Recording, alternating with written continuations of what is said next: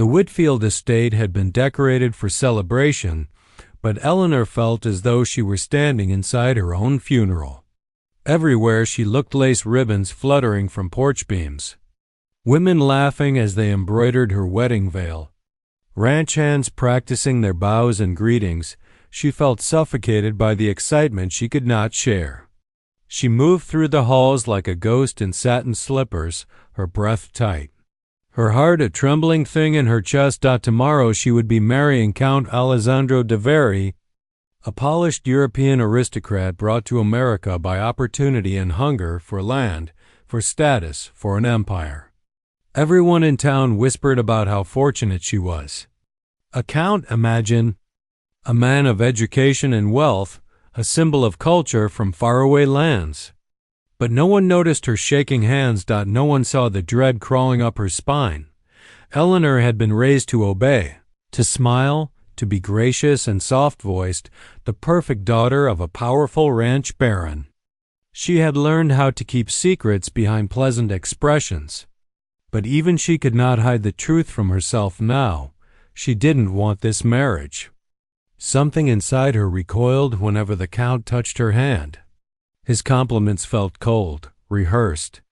His smile hovered too long, too sharp, and yet her father insisted this was the opportunity of a lifetime.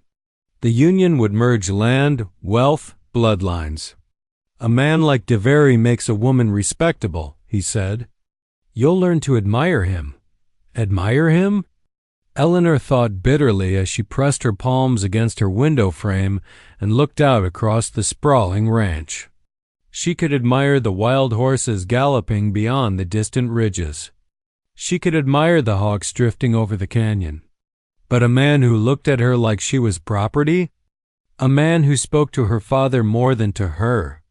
A man who never once asked her what she wanted?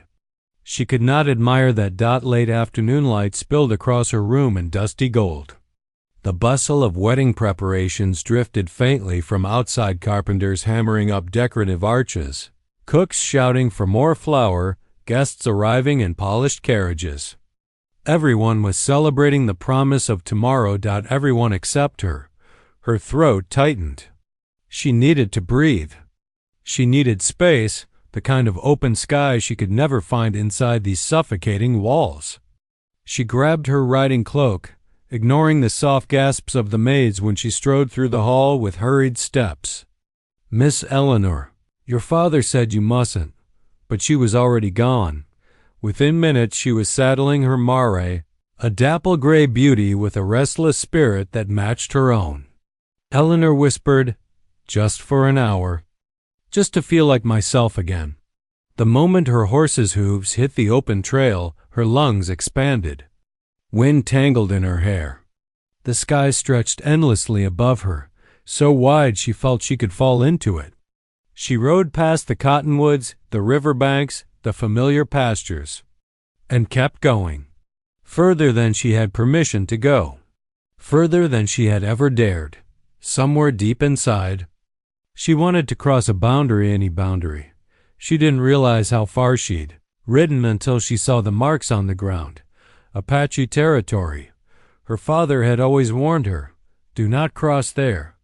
Ellie, the Apache do not take kindly to wanderers. But she wasn't a wanderer today.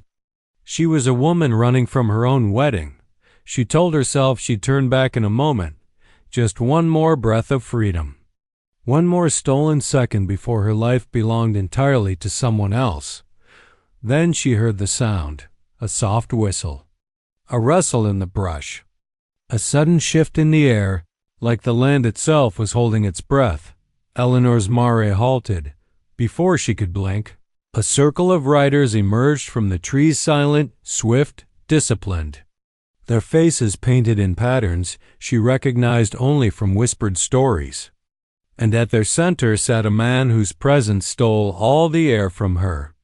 Lungs tall, steady, sharp-eyed. He watched her as though he already knew her secret. The Apache king. In that moment, before he even spoke, Eleanor somehow sensed that the life waiting for her tomorrow was nothing compared to the one that had just found her. World seemed to shrink to a single heartbeat, the thundering beat of Eleanor's own. Her mare trembled beneath her, muscles tight, ears pinned, sensing danger as sharply as any human could. Eleanor steadied her hands on the reins, trying not to show fear, but her pulse was a frantic flutter. The warriors encircling her did not shout, did not brandish weapons, did not threaten. They simply appeared, silent and formidable, their presence alone enough to make her breath hitch. They sat astride their horses with effortless authority, watching her as though she were a rare creature that had wandered too close to the edge of its cage. But it was the man at the center, the one who had not looked away from her even once, who drew her eyes like a magnet. He was unlike anyone she had ever seen. His hair, long and dark, moved with the wind in a slow, deliberate pull. His chest was bare beneath the open leather vest, marked with lines of paint and faint scars that spoke of battles won. His posture carried the unshakable calm of a man who feared nothing, not the law, not the army, not the world. His gaze held hers with unsettling intensity. Not cruel, not angry, but piercing, as though he could see straight through the layers of silk, propriety, and family duty she had been raised to hide behind. "Who are you?" Eleanor managed, her voice quieter than she intended. The man didn't answer immediately. He nudged his horse forward until he was close enough that she could see the deep bronze of his skin and the way the sun glinted in his eyes, dark gold around the edges. Sharp and unreadable in the center. When he finally spoke, his voice was steady and low, like distant thunder rolling across the plains. "You ride alone," he said. "On the edge of a land your people do not enter." His English was perfect, precise, controlled. Eleanor swallowed. "I didn't mean to cross into your territory," she said. "I just needed air." A ripple of amusement, just a flicker, touched the corner of his mouth. "Air is plentiful elsewhere." Her cheeks warmed. She hadn't expected wit or curiosity. "My name is Eleanor Whitfield," she said, lifting her chin slightly. "Daughter of, I know who you are." His voice cut gently through hers. She blinked. "You do?" This time, his gaze sharpened, as if studying the truth beneath her skin. "You are to marry the foreign noble, the Count." The words fell between them like stones. Eleanor's breath hitched. Everyone knew. The ranch, the town, visiting families, of course they knew. But hearing it from this man, from a stranger whose world was supposed to be so far removed from hers, felt oddly intimate. She hesitated. The truth burned in her throat. "Yes, the wedding is tomorrow." The Apache king's jaw tightened, not in anger, but in understanding. He said nothing for a long moment, letting the silence push gently into the space she never dared fill with honesty. At last, he nodded to one of his warriors, who stepped forward and took hold of her mare's reins, not harshly, but firmly. "You will ride with us," the king said. Fear spiked through her. "Are you taking me prisoner?" His gaze locked with hers again, steady and commanding. "No, but you have crossed into my land, and the wind carries danger tonight." His eyes narrowed, reading her expression. "I give you my word. No harm will come to you." His word. Strangely, impossibly, felt like something she could believe. The warriors parted as he gestured for her to follow. Eleanor's mare obeyed reluctantly, led into the formation. The group moved with a fluid grace, keeping her in the center, protected yet undeniably watched. As they rode deeper into Apache territory. Eleanor felt her earlier panic begin to melt, not completely, but enough for her to breathe. The land changed around her, cliffs rising like guardians, the air thick with the scent of juniper and warm earth. She felt small here, but not insignificant. Not invisible. The Apache king rode at her side now, close enough that she could sense the heat of him, the quiet strength in the way he held himself. She dared a single question. Why are you helping me?" He turned his head slightly. For a moment, their eyes held. And in that moment, she felt the world tilt. "You do not want the man you are to marry," he said. "I saw the truth in your eyes before you spoke a word." A chill ran down her spine, not of fear, but of being seen completely, utterly, dangerously, and Eleanor realized, with a trembling breath, that her life was no longer moving toward the altar she dreaded. It was shifting toward the Apache king who understood her in a single glance.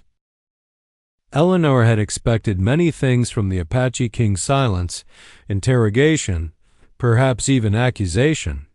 But not this, a strange, disarming quiet that made her more aware of him than she had ever been aware of another human being. As they rode deeper into the canyon lands, the shadows lengthened, painting the rocky walls in layers of crimson and gold. The air cooled, and a faint breeze carried the scent of cedar smoke, hinting that they were nearing a settlement, but her thoughts were tangled, tripping over one another in a wild rush. How did he know so much about her? About her wedding? About her fiancé? She fought the urge to look at him again, but failed. Her eyes slid to the Apache king, drawn against her will. He rode with effortless strength, posture steady as a mountain ridge, gaze fixed ahead as though he were guiding not just riders but fate itself. There was something almost regal in the stillness of his expression, something that made her pulse quicken. Finally, she found her voice. "You said you know who I am," she began carefully, "and that you know about my wedding." He did not immediately respond, but she felt his attention shift toward her, subtle as a shadow moving across her skin. "I know more than that," he said. The words sent a tremor through her. "What do you mean?" she asked softly. He guided his horse a little closer, close enough that his knee brushed her stirrup. The contact was slight, fleeting, but it lit her nerves like sparks on dry grass. "You ride away from your wedding," he said. "Not toward it. That tells a man much." Heat flared in her cheeks. "I just needed time to think." "No," he murmured. "You needed escape." She opened her mouth, then shut it again. How could he see through her with such clarity? How could he know what no one else, her father, her friends, the entire town had bothered to notice? He lifted his chin slightly, studying her like someone reading a map he had memorized long ago. "The Count does not love you," he said bluntly. Her breath caught. "You don't know him." "I know what he does," the king replied. "Who he meets with, what he trades, what he promises, and what he lies about." He let the words sink in before adding, "He wants your father's land. He wants the railroad. And he wants the influence that comes with owning you." Owning you. The phrase struck Eleanor with the force of a thrown stone. She wrapped her arms around herself as though shielding her heart. How could you possibly know these things?" She whispered. The Apache king exhaled through his nose, not impatiently, but as though choosing his words with meticulous control. "My people have watched the Count's movements for months. He brings soldiers with him. He rides near our borders. He speaks of expanding." His gaze turned darker, sharper. "He does not come to marry. He comes to conquer." A cold shiver ran through her, not because she doubted him, but because she knew, deep inside, that it rang horribly true. The Count had always carried himself like a man surveying territory, not courting a bride. His compliments were hollow. His touches were owner's touches. Even his proposal had been more of a transaction than a declaration. Still, Eleanor clung to the remnants of disbelief. "If you knew all this, why tell me?" This time, his eyes locked onto hers, fully, no firelight, no shadows, just raw honesty. "Because you do not deserve to be a prize in another man's war," he said quietly. "And because your sorrow is loud." She blinked. "My sorrow?" "I saw it before you crossed the canyon," he murmured. A woman rides differently when she is running from her future. No one had ever said anything like that to her. No one had ever even noticed the tremble in her spirit, the war inside her chest. But he saw it all as if her pain were a beacon only he could read. A lump formed in her throat. "I don't know what to do," she whispered out at that. Something in his expression softened, not in weakness, but in empathy. He reached out slowly, as though giving her time to refuse. His hand touched her reins, steadying her horse as he leaned just slightly toward her. "You will do nothing tonight," he said. "Tonight you are safe. You will rest in my camp. And in the morning, I will return you unharmed." A strange ache formed low in her stomach. Returned, unharmed, given back to the world she was running from. She wasn't ready to go back. She wasn't ready for the wedding, the vow, the count, the life that felt like a prison sentence. "You have my word," the Apache king repeated, voice deepening, anchoring her in place. For a long moment, she simply breathed, letting his promise settle into her bones like warmth after frost. This stranger knew more truth about her, future than the man she was supposed to marry, and for the first time since the engagement was announced, Eleanor felt something other than dread. She felt hope. The Apache camp was hidden deep within a narrow canyon, shielded by cliffs and a tangle of cedar and mesquite. Smoke from a fire curled into the evening sky, carrying the scent of burning wood and roasted venison. Eleanor dismounted, hands trembling, as warriors silently guided her toward a small, private shelter at the edge of the encampment. The Apache king rode beside her, his eyes never leaving hers, and she felt an intensity she could not name, a magnetic pull that pressed against her chest and made her heart thump violently. "You may rest here," he said, his voice low and commanding. "No one will enter. No one will disturb you." Eleanor nodded, but she could not seem to move. The thought of being alone, yet not alone, was intoxicating and terrifying. Every muscle in her body felt alive, electric, as though the canyon itself had charged her skin. She had come seeking freedom, but now, with him so near, she realized that freedom was more complicated than she had imagined. Her mind turned to tomorrow, the wedding, the count, everything she had been taught to desire. And yet, with the Apache king beside her, none of it mattered. The count's polished face, his soft-sounding words, the promises of land and prestige, they felt hollow, empty, like distant echoes she no longer wanted to hear.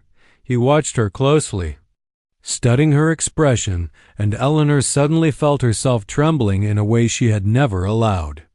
Her pulse was a wild, uncontrollable rhythm, and for a moment she was ashamed of the reaction she could not control. But the king did not judge, did not comment. He simply waited. "You fear tomorrow," he said quietly, a statement more than a question. His dark eyes held hers, unflinching. "And you should. It is not what you want." She swallowed hard, the truth rising like a tide. "I don't," she admitted, voice barely above a whisper. I never wanted it." A shadow of a smile touched his lips, fleeting, almost imperceptible.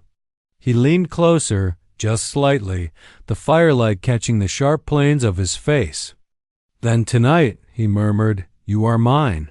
The words struck Eleanor like a bell, resonating deep within her chest.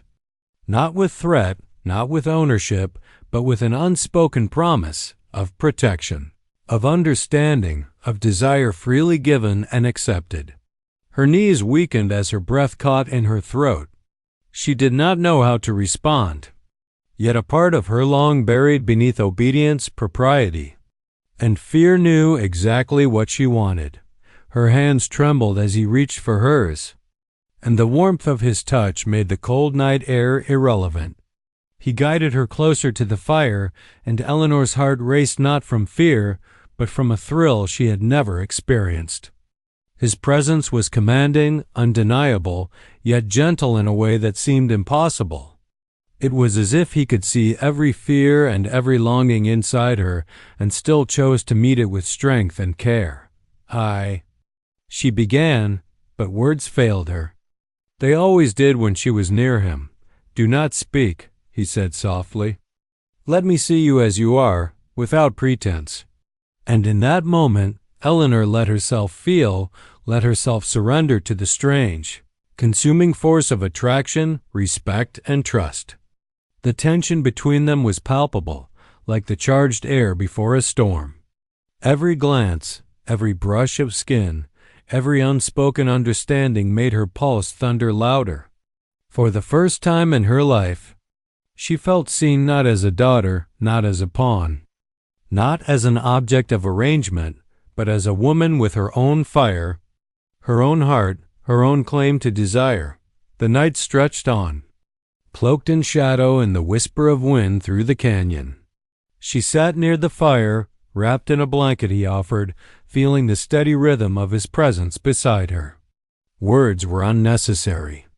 The energy between them spoke with more clarity than speech ever could. She realized that the Apache king had given her more than safety. He had given her acknowledgement, the rarest gift she had ever known. And when their eyes met again, the firelight catching in the depths of his gaze, Eleanor understood that nothing would ever be the same. Tomorrow's wedding, the Count, her father's expectations, they all felt distant, irrelevant. Tonight, for the first time, she belonged to herself. And tonight, she belonged in a way she could not yet name to the Apache king who had claimed her heart without a single demand. The canyon night seemed to hold its breath along with her. The stars above blinked in silent witness. And in the quiet, Eleanor felt a single, undeniable truth settle in her chest. She had crossed a line she could never return from, and she did not want to.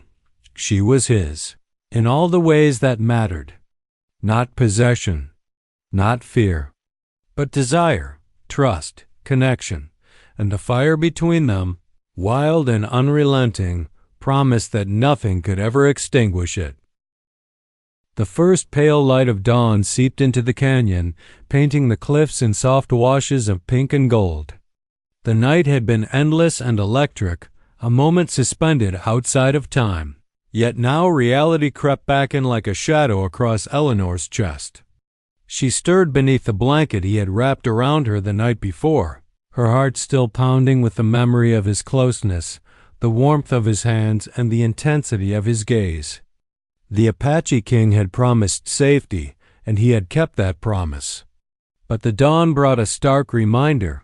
Her life was still tied to another man, to the Count, to a future she had no desire for. Eleanor rose, careful not to wake the warriors who kept silent vigil. The canyon was quiet now, save for the gentle rush of the river and the distant cries of hawks circling overhead. She felt exposed, as if the night's intimacy had stripped her bare in more ways than one. And yet, the fear she had carried yesterday, the one that had made her ride recklessly into Apache territory, had been replaced by a new, complicated feeling. A mixture of exhilaration, desire, and a whisper of hope she could not yet name. The Apache king appeared beside her without a sound, as if he had risen from the earth itself. His presence was commanding, steady, and utterly inevitable.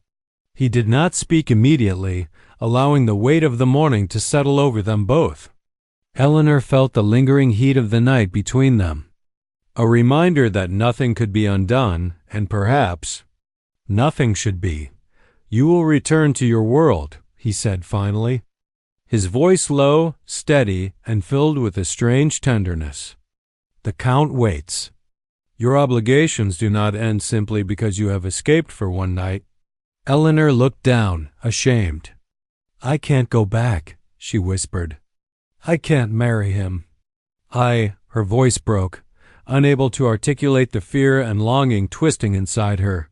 He reached out, placing a hand lightly on her shoulder. The contact was grounding. anchoring her even as her heart rebelled. "You have a choice," he said. "No one can make it for you, but you must face what awaits." Her throat tightened. The Count, the life she had been promised, everything her family had planned, everything she had obeyed.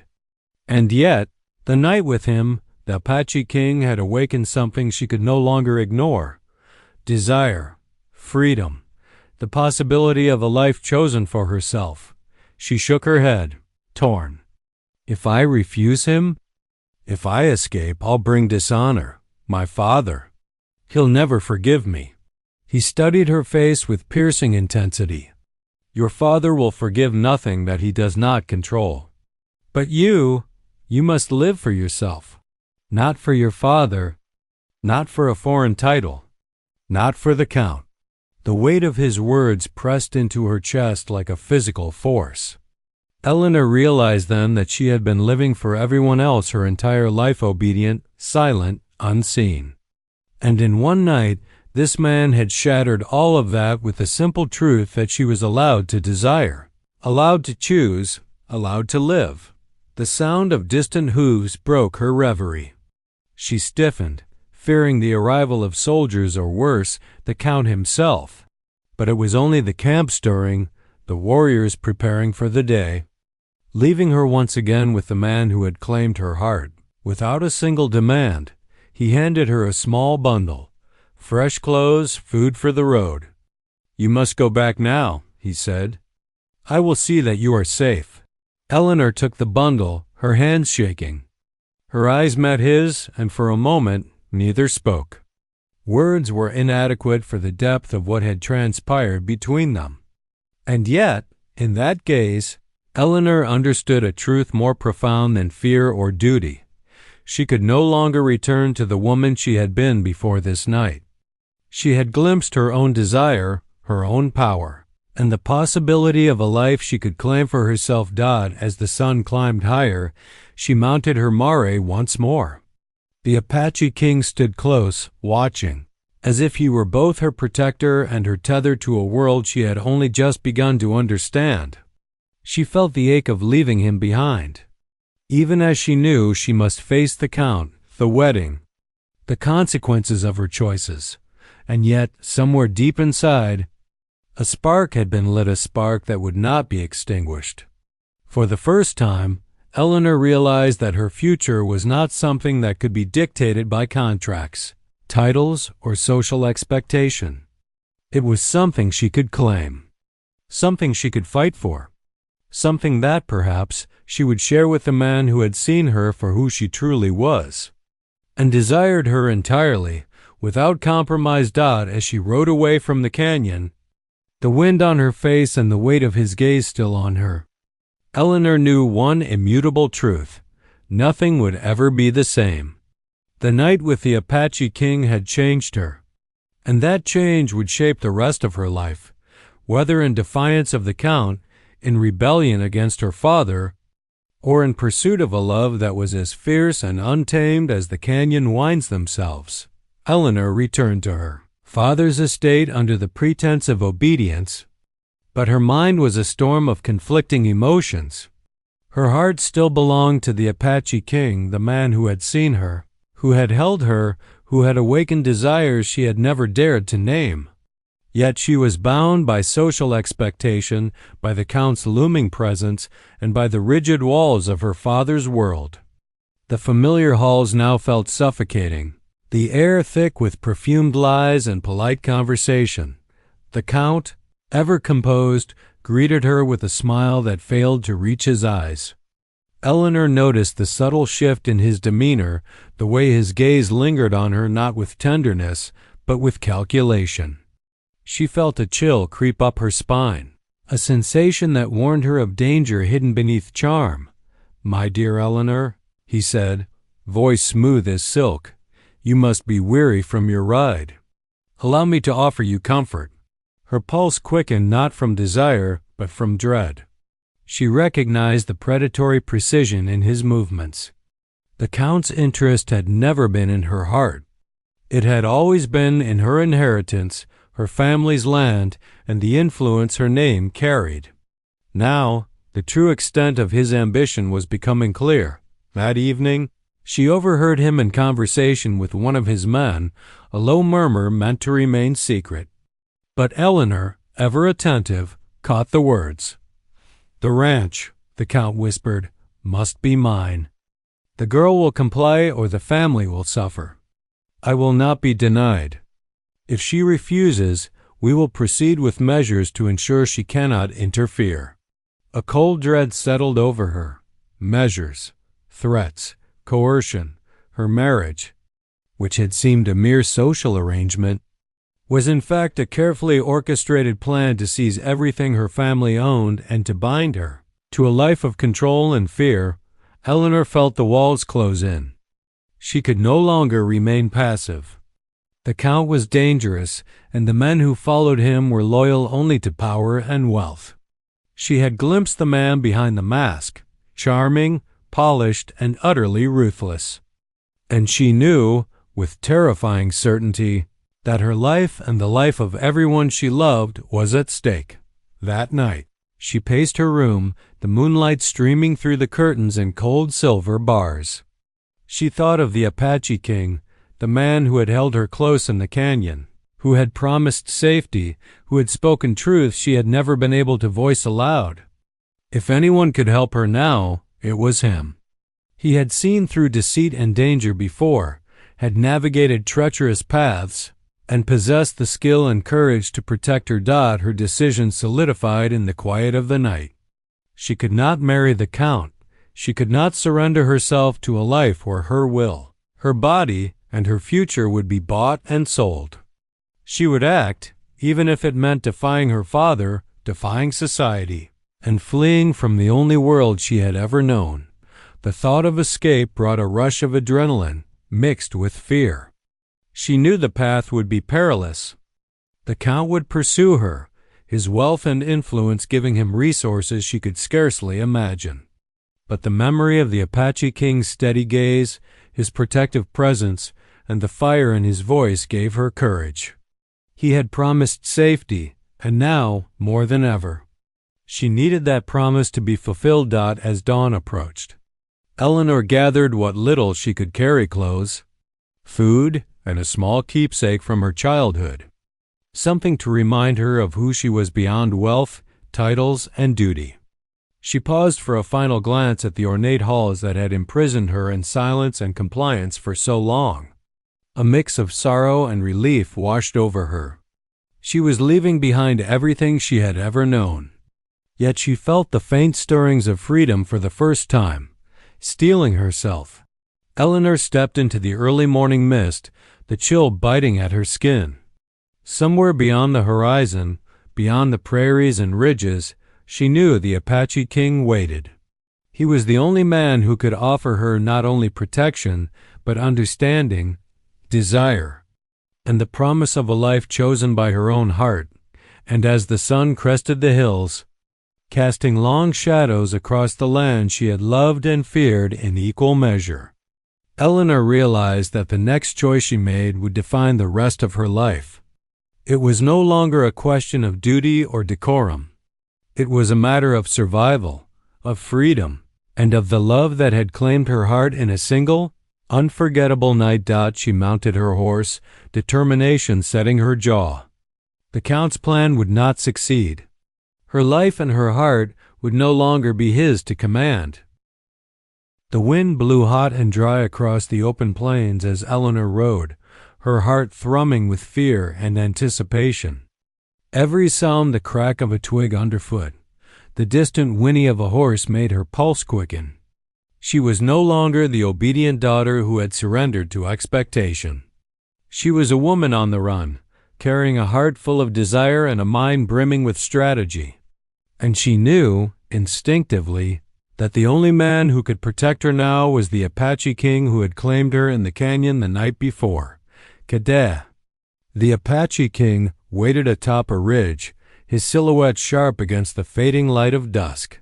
His warriors formed a silent line behind him, disciplined and alert, each hand resting near the hilt of a weapon.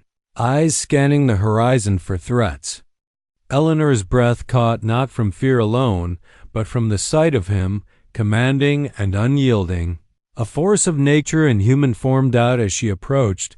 Cadet dismounted and met her at the edge of the ridge. His presence was magnetic, drawing every ounce of her attention. "You should not have returned to the Count's world," he said, his voice calm but firm, a warning and an acknowledgment of her courage all at once. "I had no choice," she admitted, her voice trembling. He has plans for me that go beyond marriage. I cannot allow them to succeed." Cadet's eyes darkened with a dangerous intensity. "Then you will ride with me. I will ensure he cannot touch you or your family." His tone left no room for argument, yet it carried a promise, protection, safety, and the fierce power of a man who would defend the woman he had chosen. The sun dipped lower, painting the canyon walls in shades of fire and blood as they prepared for confrontation. Eleanor mounted her horse, flanked by Cadet and his warriors. The Count, with a retinue of men, had begun pursuit, unaware of the trap that awaited him. But Cadet had anticipated every move. He had studied the plains, the ridges, the narrow passes where only a few could ride abreast. He had calculated each advantage, each possibility, and now the stage was set. The first confrontation came swiftly. The Count's men appeared over the ridge, spurred by greed and loyalty, their rifles glinting in the dying light. Cadet's warriors descended like shadows, silent and precise, surrounding the Count's force before they could react. Eleanor felt a thrill of fear and exhilaration as the king dismounted, walking toward the Count with the calm authority of a predator approaching its prey. "You have overstepped," Cadet said, his voice carrying across the plains, deep and commanding. "This woman is not yours to command. She belongs to no one but herself and to me. Tonight she is under my protection." The Count's face twisted with anger and disbelief. "Who are you to speak for her?" He spat. "I am the man who sees her truth," Cadet replied evenly. "The man who knows her heart, and the man who will not allow harm to come to her." A tense silence fell. Guns shifted in holsters, hands twitched near rifles, and the wind carried the smell of dust and danger. Eleanor's chest heaved, caught between fear and relief, desire and awe. She had seen the Apache king in the canyon as a protector, a confidant, a man who had awakened something within her that no one else could. Now she saw him as a warrior, a force of nature whose will could not be denied. The Count, sensing the impossibility of the situation, realized his position was compromised. His ambitions, his threats, his carefully constructed plan all unraveling in the presence of a man whose claim was not of paper or title, but of truth and heart. Reluctantly, he signaled his men to retreat, his eyes flashing with hatred but powerless to act against Cadet's disciplined warriors. Cadet turned to Eleanor, his gaze softening, yet still firm with the authority that had protected her through the night. "You are safe," he said, his hand brushing hers briefly, a reassurance and a promise all at once. "And as long as I live, no man will harm you while I draw breath." Eleanor's heart surged. The weight of the past night, the danger she had faced, and the fiery passion between them converging into a single, undeniable truth. She had chosen him, not out of fear, not out of rebellion, but out of the deep, unshakable certainty that her heart had claimed. The only man who could see her completely and desire her freely died as the Count and his men disappeared over the horizon. Eleanor allowed herself to breathe fully for the first time in days. She leaned into Cadet's presence, feeling the strength, protection, and fierce desire that radiated from him. The Apache king had not only claimed her safety, he had claimed her heart. And in the wide, untamed wilderness of the plains, under the vast, open sky, Eleanor knew there was no going back.